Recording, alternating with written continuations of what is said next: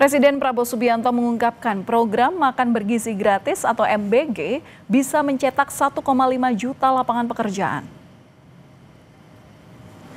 Prabowo yakin target pertumbuhan ekonomi 8% ini dapat tercapai salah satunya berkat MBG.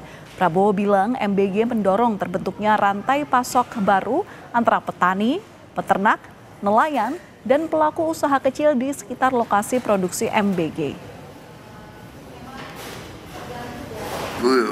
I think 8% is very achievable.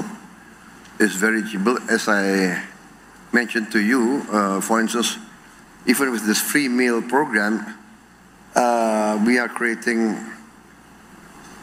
directly 1.5 million jobs. Directly. And each, that's 30,000 kitchens times 50 people working in the kitchen.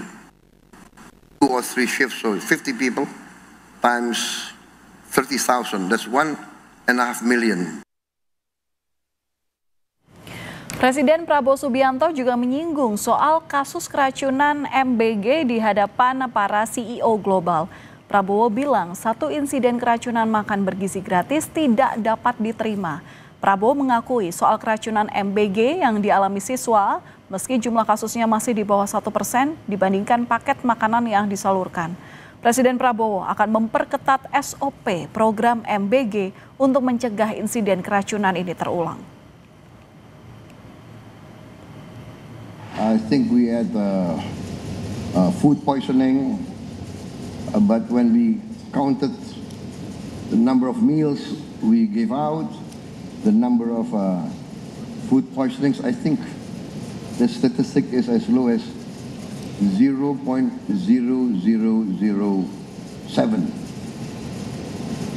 which I think is not, I mean, even one poisoning is not acceptable. But I think in any human endeavor to have a zero defect or zero accident or zero mistake, I think is very rare in human endeavor.